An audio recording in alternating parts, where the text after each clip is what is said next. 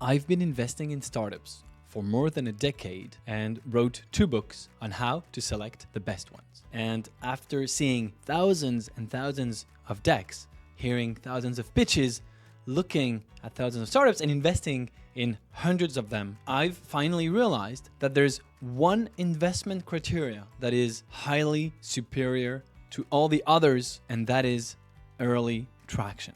Let me explain to you why. Before we start, if you like this kind of content on the VC world, startup investing, and behind the scenes of the YC world, please hit the subscribe button. I publish a new video every week. Thank you very much. First of all, when you're investing in early stage startups, one of the most important things that you have to look at is the founding team, how good they are, how resilient they are, how resourceful they are. However, I'm saying the most important is early traction. And so what's interesting is early traction gives you a very good idea about the team. If the team has been able to achieve strong early traction, it means they're a good team. It means they did something or some things really well, because you don't get to traction or product market fit randomly. You get there with a lot of work, a lot of trial and error. And so if the company has strong early traction, you can assume they probably have a good team. And that's the theme of this video. Strong early traction sort of encompasses all other criteria that you want. So if there's strong early traction, you can check that it's very likely a strong team as well. The second reason why I think strong early traction is one of the most important investment criteria is that when you're investing in a startup, your goal is to buy shares of a company when it's small and not worth a lot, only to sell that equity down the road when the company is much bigger. So what needs to happen in the meantime is the company needs to grow. It needs to have traction. It needs to have more and more revenue. And so many early stage investors think investing in seed is investing and betting on a team and an idea. But when you're investing in a startup that already has traction, they're already going into the direction that you want. That was before your investment, and hopefully your money is going to add gasoline to an already burning fire and help them to accelerate and go even faster. So you're sort of halfway there if the company that you're investing in is already growing fast. And so again, this is what I've called in the past the cheat code of investing.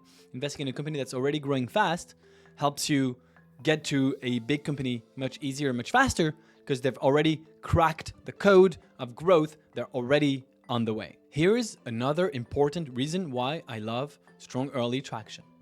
Startup investing is sort of like betting on the future. You find a team building a product and you're betting that in the future, this company is going to be big. You're betting that it's going to be the next Facebook, the next Airbnb, the next Stripe. But of course, no one knows the future. No one has a crystal ball. Otherwise, this would be much easier, probably also very boring.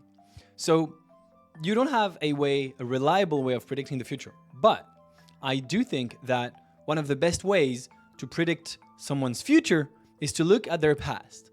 And so if you have a founding team building a project, you want to predict their future. Are they going to be building a big, amazing company or not? One of the best ways is to look at their immediate past. What have they been doing in the past few weeks, in the past few months? That's why investors love betting on repeat founders, because you say to yourself, if they've done it before and built it and sold their previous company for a big amount of money, the odds of them doing it again is very likely. So when you find a startup that already right now has strong early traction, you look in their past, well, in the past 2, 3, 5, 6 months, they've done a set of things that allowed them to get there, that allowed them to get this strong early traction, which means they behaved exactly like you want a good founder to behave. So you already have the proof. So the odds of them continuing this behavior, continuing to build in a way that brings growth to their startup is more likely than someone that has not done it before. Again, it's only a matter of odds. Someone who, you could invest in a startup that has zero traction, the founders have done nothing before, and then suddenly after your investment, it turns out that they grow and it becomes a unicorn and it's great. That does happen.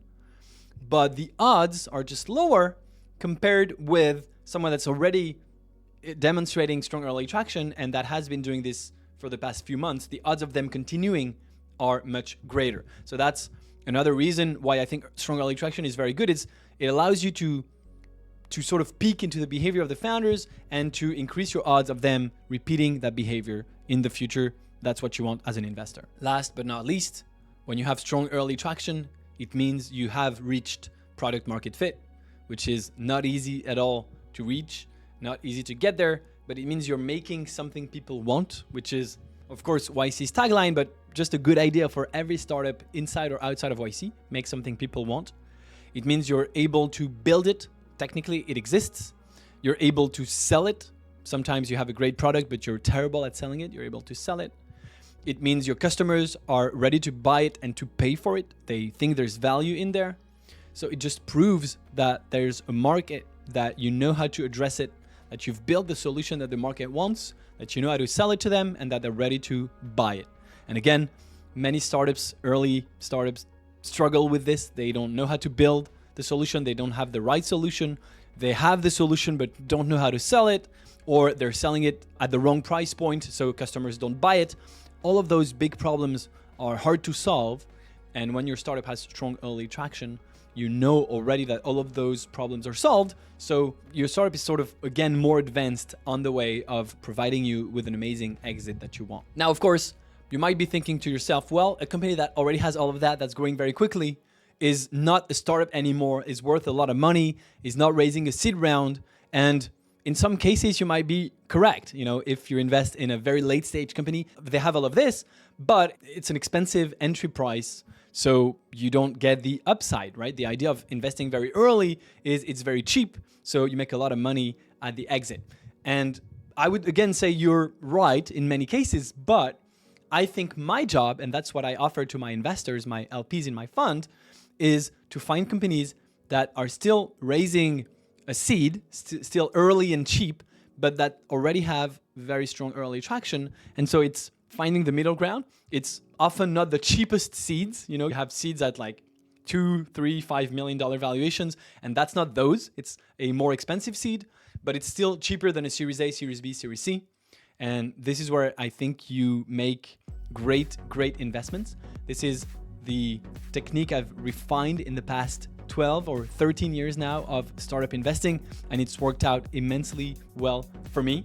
So let me know what you think in the comments. Agree, disagree. Happy to hear your disagreements. If you don't agree, that's probably possible. And thank you so much for watching until the end. If you like this kind of videos, again, please consider subscribing, and I'll see you next week. Thank you.